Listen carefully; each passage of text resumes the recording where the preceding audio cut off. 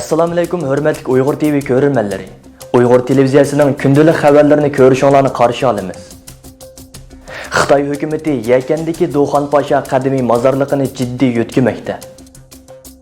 Çavuşoğlu Uyg'urlar ahvoli Xitoylar bilan bo'lgan har darajalik uchrashuvlarda o'ttirg'a qo'yilmoqda dedi.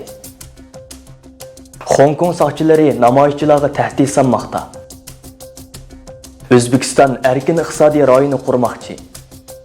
Tövəndə diqqətinizlər xəbərlərimizin təfsili məzmunlarında bolsun. Xitoy hukumatı yaqinqi yillardan buyon Sharq Turkistonda Uyg'ur mozor maqbaralarining Uyg'urlarga qarata elib berayotgan madaniyat qirg'inchiligining obyektiga aylanayotganligi ma'lum. Ishonchlik isbotliq ma'lumotlarga asoslanganda, doiralar Yakan nahiya bozori Bog' mahalla ijtimoiy rayonining qarish tarafidagi Do'xan Pasha mozorligini jiddiy yutkashga boshlagan.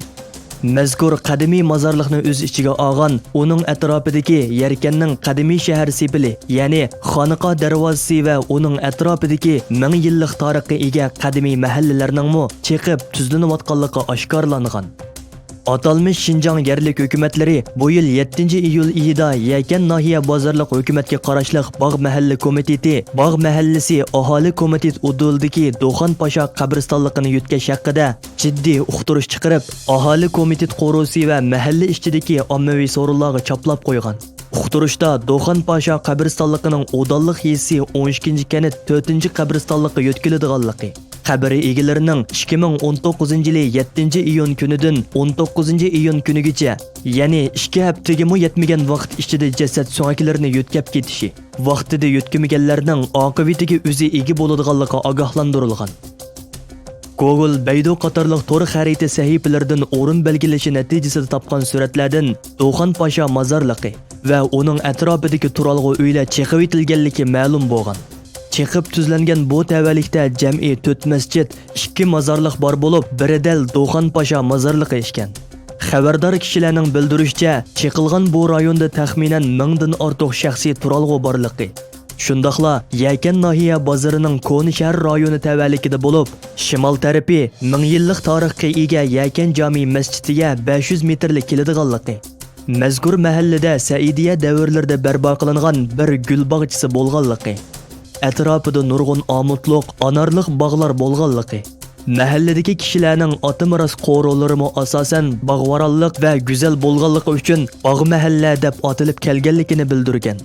Yakanning Saidiya xonligidek buyuk xonadonliklarning poytaxti bo'lgan tarixiy va madaniy makon ekanligi hammaga ma'lum. Hatto Yakan tarixi haqida Xitoylar o'zi tarqatgan hukumat to'g'ridimi tarixiy materiallarda xotirlanishicha, Yakanning tarixi 3000 yildan ortiq deb yozilgan. Mozor tavobchiligi Uyg'ur xalqining ma'lum ma'naviy ehtiyoji, orzusi bilan munosabatlik bo'lg'ashqa bir xil madaniyat sifatida to hozirgacha mavjud bo'lib kelgan.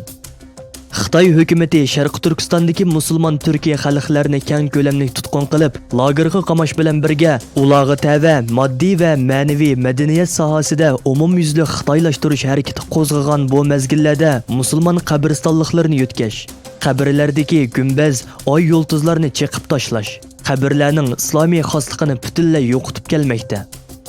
Bu vaqtda bayonot e'lon qilgan Sharq Turkiston informatsion markazining raisi Abdujilil Qarqash apandi mundaq dedi: Sharq Turkistonda 3 milliondan ortiq Uyg'urlarni lagerlarga solab irqiy qirg'inchilik elib berayotgan bir mezgilda Uyg'urlarning tiriklarini emas, o'liklarini oromida qo'ymadi. U eng qadimiy bo'lgan Yakandagi Do'xan Pasha mozorligini xonavayron qilib, Uyg'urlarning asar atiqalarini yo'q qilish bilan birlikda milliy kimligini tubdan yo'q qilish uchun nihoyatda jiddiy harakat qilmoqda. Shunlashqa butun dunyo va insoniy haq-huquqlarni Xitoylarning bu qilmishlarini to'sish uchun tezdan bir amal chora tepishiga chaqiraman.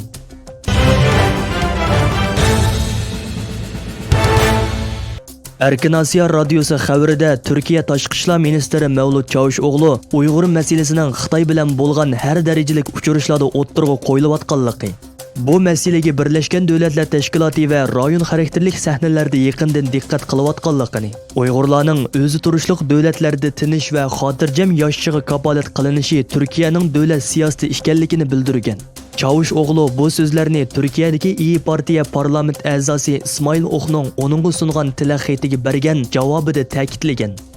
Turkiyadagi Gazeta Kerak nomli tor gazetining 17-sentabr xabar qilishicha, Ismoil O'q buningdan 2 oy avval Chavush o'g'liga savol tilakchisi sunib, yig'ilish lageridagi Uyg'urlarning ahvoli va hukumatning bu masaladagi maydonini so'rgan.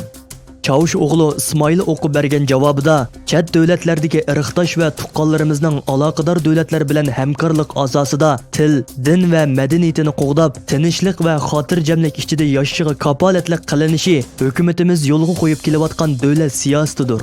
Şinjan Uyghur Avtonom rayonidagi Uyg'ur turklariga munosabatlik siyosatimiz bu doirada yurgizilmoqda. Uyg'ur turklarining ahvoli muhim masalalar bo'yicha hamkorlik ishidagi Xitoy organlari bilan har xil saviyada kun tartibga kelmoqda. Bo'libmi Birlashgan Davlatlar Tashkiloti boshchiligidagi xalqaro va rayon xarakterlik sahnalarda yaqindan diqqat qilinmoqda deyilgan.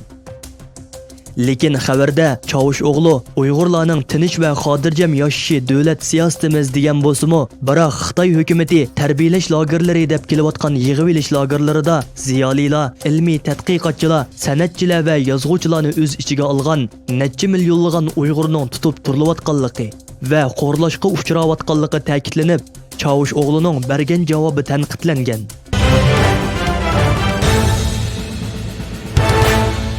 17-sentabrdagi Hong Kong xabariga asoslanganda, hukumatga qarshi namoyishning 15-haftasi Hong Kongdagi yosh soqchilar birlashmasining boshlig'i Lam Chivi bayonotida soqchilarga qo'lda yasalgan benzin bomba atgan namoyishchilarga rost o'q qo'llanadiganligi bilan ogohlantirish bergan.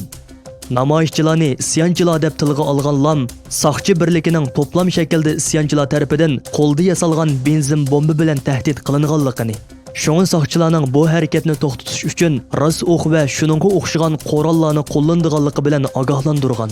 Hong Kong bexatarlik markazining bergan ma'lumotida bu namoyish boshlanib, hozirgacha qo'lga ilinganlarning soni 1453 kishiga yetgan ekan.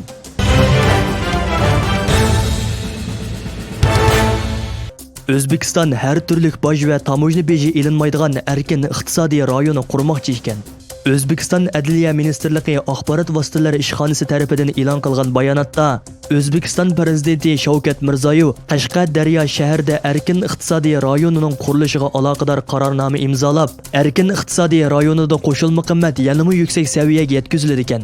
Zamonaviy texnologiyalardan foydalanib, eksportni nishon qilgan holda yerlik va chet el sarmoyasiga asoslangan shirkatlarning qurilishini, erkin iqtisodiy rayonida quriladigan shirkatlardan 10 yilgacha har turli boj va tamojna beji ilinmaydiganligi, erkin iqtisodiy rayonining faoliyatining muddati dastlabki qadamda 30 yil bo'lib, keyinchi bu muddat paydin-pay uzartidiganligi bildirilgan.